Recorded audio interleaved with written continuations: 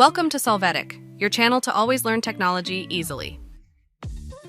Below in the description, you will find useful links we used in this video.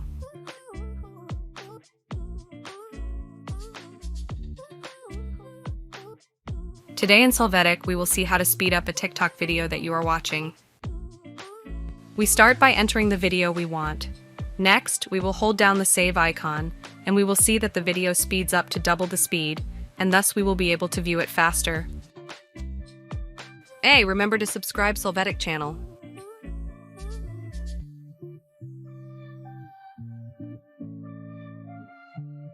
We hope it has been helpful for you.